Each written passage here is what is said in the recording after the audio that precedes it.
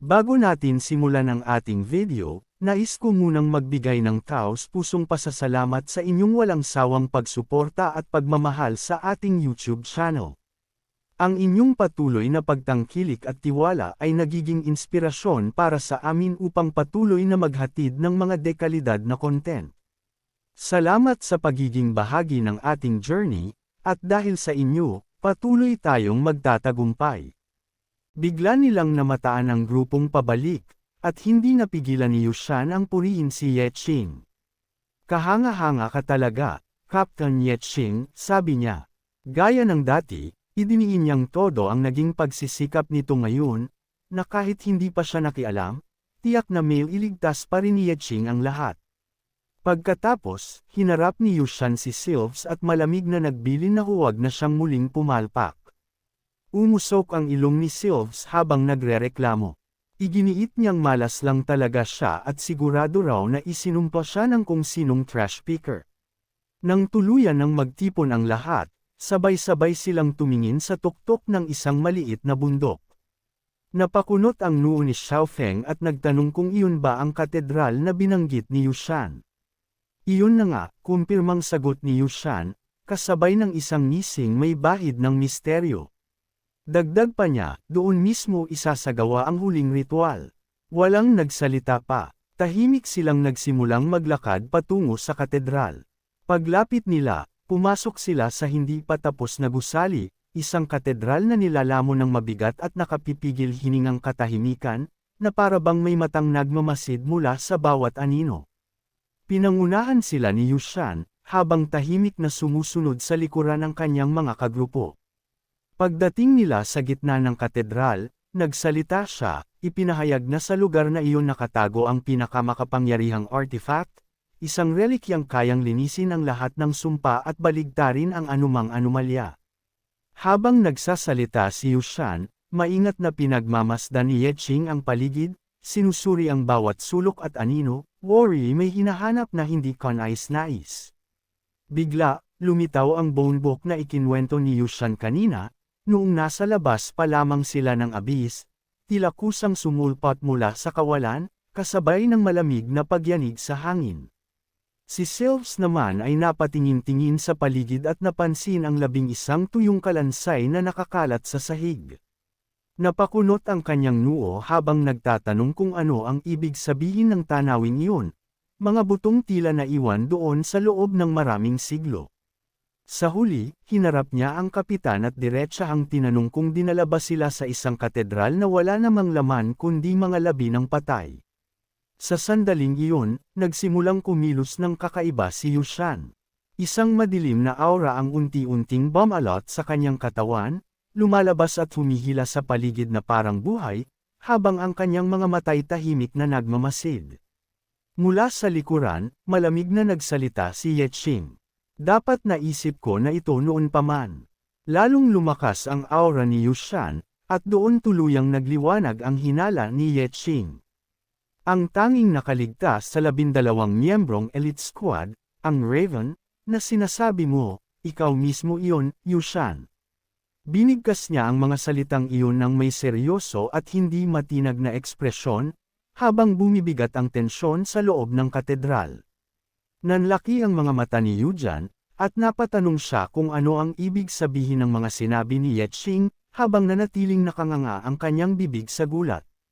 Samantala, naguguluhan ang iba, nagtatanong sa sarili kung peke ba ang hunt na iyon at kung totoo ngang may nagaganap na sakripisyo.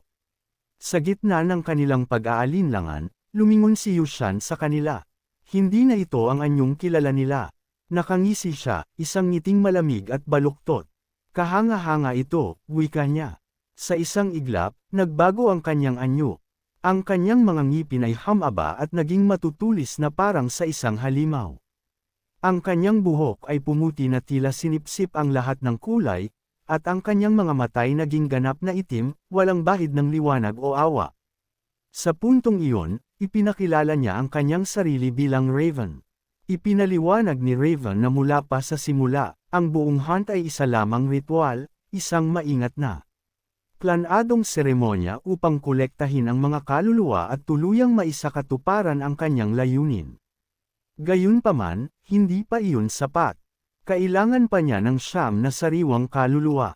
Nananatiling nanginginig si Yujan, pinagpapawisan sa matinding kaba dahil sa hindi inaasahang pagbubunyag. Ang iba naman ay tila naipit sa oras, hindi makagalaw sa kinatatayuan, paralisado ng takot. Ipinagpatuloy ni Raven ang kanyang paliwanag. Kapag naisakripisyo na raw niya ang siyam pang tao sa huling ritual, magiging ganap na charged ang lahat. At sa sandaling iyon, gagamitin niya ang artifact upang umakyat at ipahayag ang sarili bilang Lich King. Nang inig si Sylph sa matinding galit at mariing sinabi na may depekto ang plano. Kung bibilangan ang lahat ng naruroon, ang tatlong hunting groups ay may natitira na lamang na 8 tao. Direkta niyang tinanong kung nakalimutan ba ni Raven na nawalan na sila ng isang hunter. Iginiit ni Sylph na sa anumang anggulo tingnan, hindi iyon gagana. Mas mabuti raw na magpanggap na lang silang walang nangyari at iminungkahi niyang humanap na lamang si Raven ng ibang hunting group na maaaring dayuhin. Dagdag pa niya, hinding-hindi nila ito pagtataksilan. Tumugon si Yushan ng may malamig na tono. Inamin niyang tunay ngang kahabag-habag ang nangyari, na nawalan sila ng isang miyembro sa mismong simula pa lamang ng kanilang pagpasok, isang bagay na hindi niya inaasahan. Ngunit pagkatapos noon, ngumiti si Yushan. Ang tunay na nakapagtataka, wika niya, ay kahit 8 taon na lamang kayo, may siyam pa ring kaluluwa. Bahagyang bumigat ang hangin sa loob ng katedral. Ang mga timangan ng kapalaran ay kusang bumalansi sa perpektong sandali. Pagkasabi niyon, lumingon siya kay Yeling at tuwirang nagtanong, tama ba ang hinala ko, Yeling? Nanatiling tahimik si Yeling sa likuran ni Liu Xingran, ni hindi man lang gumalaw. Napalingon si Liu Xingran, bakas ang gulat sa kanyang mukha. Ano ang ibig sabihin ni Yushan? Tanong niya, habang unti-unting sumisikip ang tensyon sa pagitan nila. Kinumpirma ni Yeling ang sinabi ni Yushan. Sa wakas, ibinunyag niya ang katotohanan, ang katawan na iyon ay hindi kanya lamang. Isa itong pinagsasaluhang sisidla ng 2 kaluluwa, sa kanya at sa kanyang nakababatang kapatid, na ang pangalan ay Ling Yi. Napabuntong hininga si Liu Xingran at nagsalita. Ngayon ay malinaw na raw sa kanya ang lahat. Sa mga nakaraang laban, matagal na niyang nararamdaman na ang mage ay tila nagiging 2 magkaibang tao, magkaiba ang presensya, magkaiba ang bigat ng kapangyarihan. Samantala, nag-isip si Yeling. Bumalik sa kanyang alaala ang sandaling pinili niyang sundan ang commander pababa sa kailaliman ng abyss, handang makibahagi sa tinatawag na Final Festival, kahit pa alam niyang maaaring iyon na ang wakas ng lahat. Tumitig si Raven kay Yeqing at malamig na nagsalita.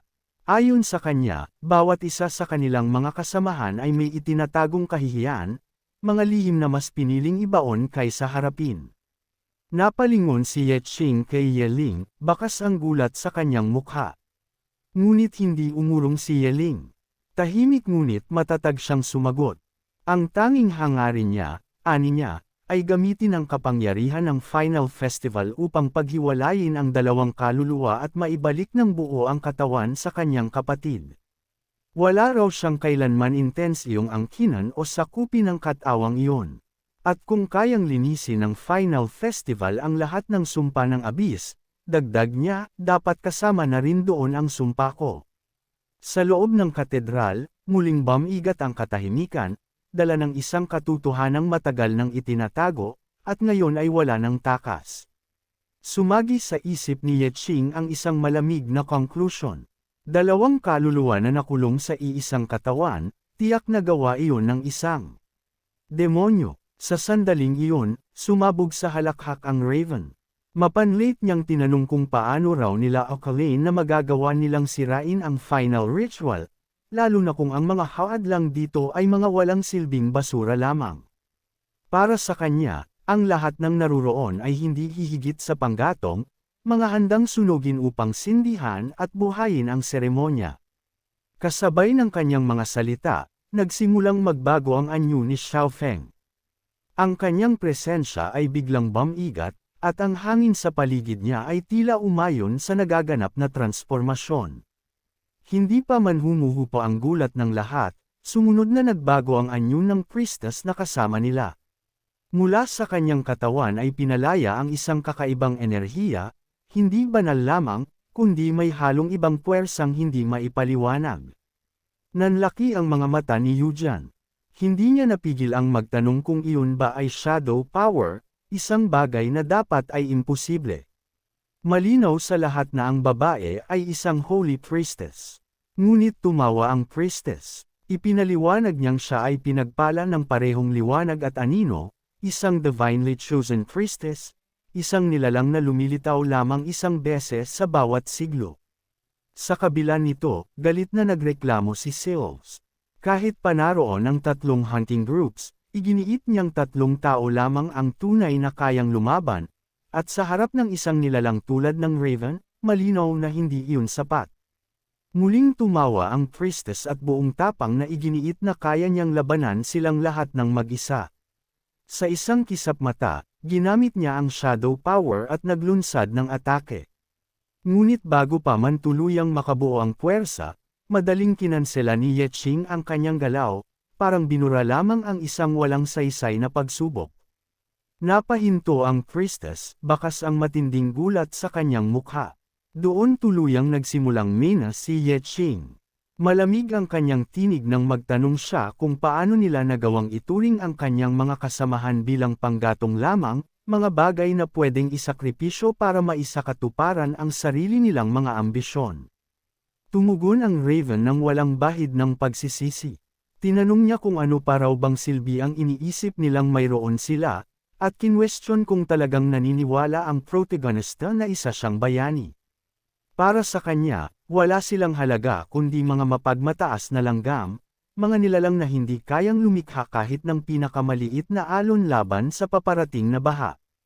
Pagkatapos, tumingin siya sa direksyon ni Yaling at malamig na idinagdag na ang kanilang mga kaluluwa ay hindi hihigit sa mga laruan ng mga demonyo, gaya ng sinapit ng kapatid ni Yaling. Ang mga salitang iyon ay bumagsak na parang hatol, mas mabigat pa kaysa anumang sandata sa loob ng katedral. Sumiklab ang galit ni Yaling.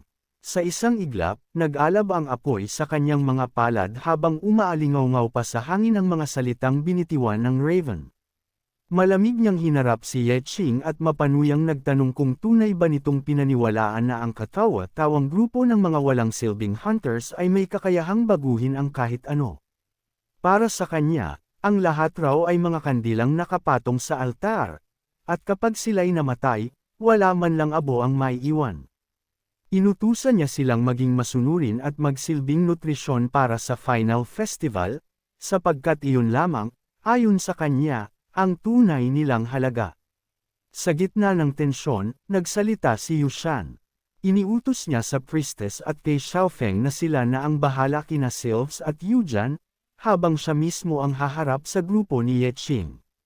Walang pag-aalinlangan, agad na kumilos ang dalawa upang tuparin ang kanyang utos. Sa puntong iyon, tuluyan nang naubos ang pasensya ni Yeching. Buong lakas siyang sumigaw, kung ganoon, wala na raw dahilan upang pigilan pa niya ang kanyang kapangyarihan. Nagkaisa ang mga grupo, sabay-sabay nilang iginiit na hindi sila dapat maliitin, at kasabay nito'y inilunsad ang kanilang counterattack. Patuloy na nagpapakawala ng naglalagablab na enerhiya si Xiaofeng habang rumaraga sa patungo kina Yuejian at Sylves, dala ang mabigat na presyon ng kanyang kapangyarihan. Samantala, kumilos si Yeching, mabilis at tahimik tumakbo siya patungo kay Yushan na parang isang aninong dumudulas sa liwanag. Napakunot ang noo ni Yushan sa bilis na ipinamalas ni Yeching. Ngunit hindi rin siya nag-atubili. Agad siyang nagpalabas ng sariling enerhiya at sumugod kay Yeching, mahigpit na hinahawakan ang kanyang espada, handang salubungin ang paparating na banggaan. Isang matinis at nakakabinging tunog ng pagkabiyak ang biglang umalangaw-ngaw, at doon mismo nahinto ang sagupaan.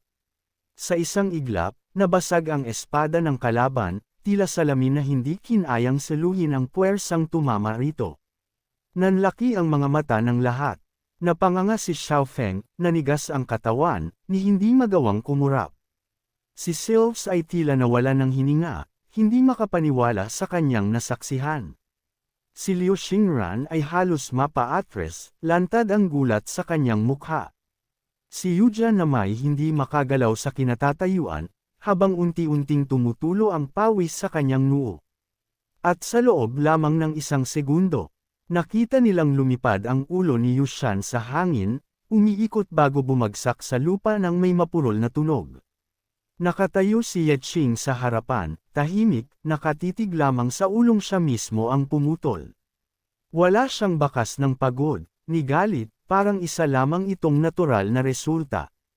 Sinubukang magsalita ni Yushan. Sa huling sandali ng kanyang kamalayan, inamin niyang hindi niya man lang nakita ang galaw ni Yeching. Kahit mas malakas pa raw ito, inakala niyang ipapakita nito sa iba ang malinaw na kaibahan nilang dalawa, isang labang may saysay. Ngunit hindi. Napatawa si Yushan sa sarili, isang tuyong halakhak na puno ng kawalan. Sa huli, napatanong siya kung anong uri nga ba ng pagkatalo ang kanyang natanggap. Sapagkat ang pagkatalo ay hindi lamang ganap, ito'y takot at katawa-tawa. Sa gitna ng katahimikang sinundan ng dugo, bumaling si Yeching. Ang kanyang tingin ay malamig, may nakakakilabot na layuning pumatay. Gusto niyo pa bang sumunod? Tanong niya. Direkta siyang tumingin kay Xiaofeng. Namumutla na ito ngayon, nakatitig sa walang ulong katawan ni Yushan, isang katawan na unti-unting nilalamon at binubura ng kapangyarihan ni Yeching, tila pinapatunayang kahit ang alaala ng kanilang leader ay hindi na pahihintulutang manatili. Biglang natigilan ang priestess at si Xiaofeng, na ngayon ay nanginginig at pinagpapawisan dahil sa matinding tensyon. Patay na ang boss nila, wika ni Xiaofeng, halatang nanginginig ang tinig. Wala nang saysay na ipagpatuloy ang laban. Ang pagsuko ang pinakamakatwirang opsyon. Tumingin siya kay Yujan, ang mata ay pa ng pangamba. Para ma-activate ang final festival, marami pang bangkay ang kailangan ni Yeching. Kaya marahil, mamamatay tayong lahat, para maging numero lamang sa plano niya. Ngunit hindi siya pinakinggan ni Yeching. Tahimik at matatag, nagsimulang lumakad patungo sa altar. Wala nang pangangailangan para sa karagdagang kamatayan, wika niya. Kung ang demonyo mismo ang target, pwede nang gamitin direkta ang festival. Napatingin si Yujan, nalilito. Anong ibig mong sabihin? Ikaw mismo ang demonyo. Tanong niya, parang hindi makapaniwala. Sa mga salitang iyon, unti-unting nagbago ang anyo ni Yeching. Ang kanyang presensya ay nag-transform, mas madilim, mas mabigat, habang malamig niyang ipinahayag, natalo ko na ang demonyo noon. Napabuntong hininga si Liu Xingran at takot na nagtanong, kailan iyon nangyari? Maliwanag na seryoso si Yeching sa kanyang sagot.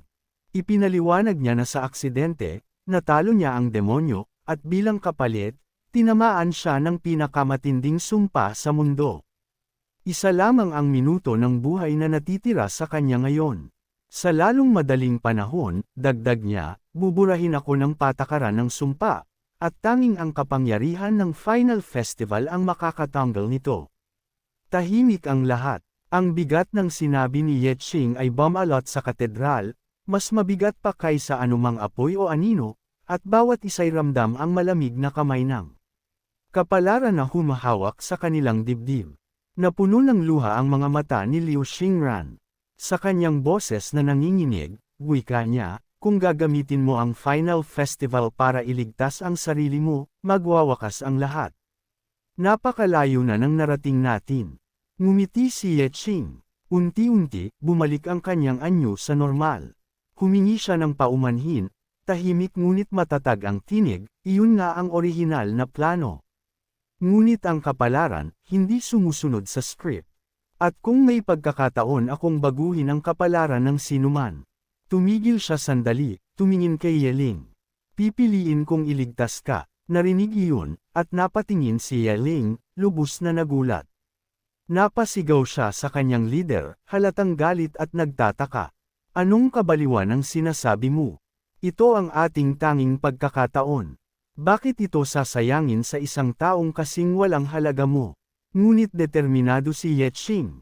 Malinaw ang kanyang paninindigan, hindi ako tunay na nabuhay para sa sarili ko. Mula nang pilitin akong magbahagi ng katawan sa aking kapatid, bawat laban na aking nilahukan, para sa kanya iyon. Nagawa ko na ang lahat. At mula sa puntong ito, lahat ay dapat mabuhay ng maayos. Pumasok sa abis at makalabas ng buhay. Tahimik na humarap si Yeching sa nakalutang na libro, ang kanyang mga mata puno ng determinasyon at liwanag na handang sumalubong sa susunod na yugto ng kapalaran.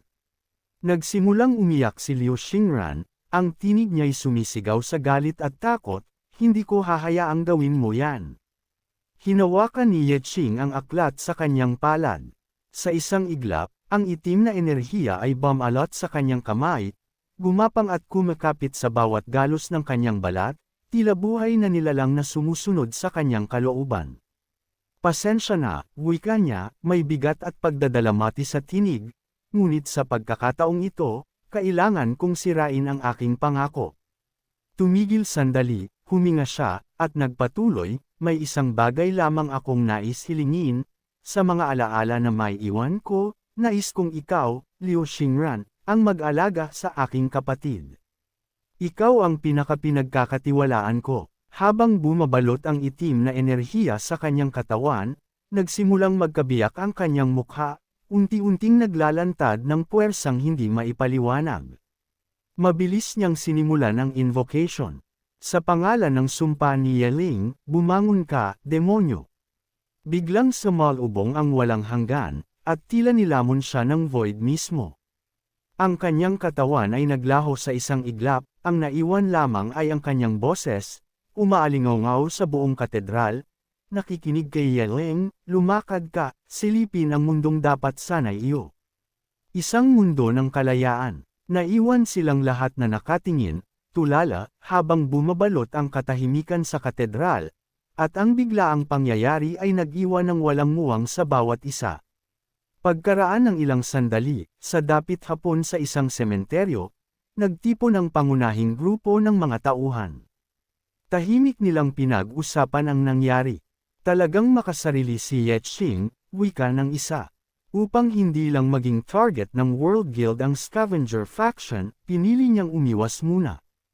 At sa gitna ng malungkot at mabigat na katahimikan, bawat isa'y alam na ang kanilang leader ay nagdala ng sarili niyang desisyon, isang sakripisyong parehong nakakatakot at kahanga-hanga. Dahil sa ginawa ni Yeching, umabot ng walang kahirap-hirap sa rank D ang bahay ng Scavenger. Maingat nilang inilagay ang mga bulaklak sa libingan, isang tahimik na pagpupugay sa kanilang pinuno. Tumingin si Liu Xingran sa lapida at nagbuntong hininga. Namayapa si Yeching, wika niya, ngunit sa sandaling nahulog ang kanyang katawan, bigla itong nawala, para bang hinayla ng abis. "Niloko niya tayong lahat, maliban sa akin." Napatingin si Wu Ming, nagtatanong, "Anong ibig mong sabihin?" Hawak ni Liu Xingran ang kristal na nag-uugnay sa kanila, isang alaala, isang paalala ng presensya ni Yeching, tahimik ngunit may bigat ang kanyang tinig habang ipinaliwanag, "Hindi basura si Yeching, darating ang araw ng pagbabalik ng hari, at kapag muling lalabas siya, tiyak na pupunta siya sa atin, puno ng pananalig at tiwala ang bawat salita." Habang nakatingin siya sa kristal na iniwan ng kanilang pinuno, isang pangakong hindi malilimutan, isang ilaw ng pag-asa na magbibigay lakas sa kanila sa mga darating pang laban.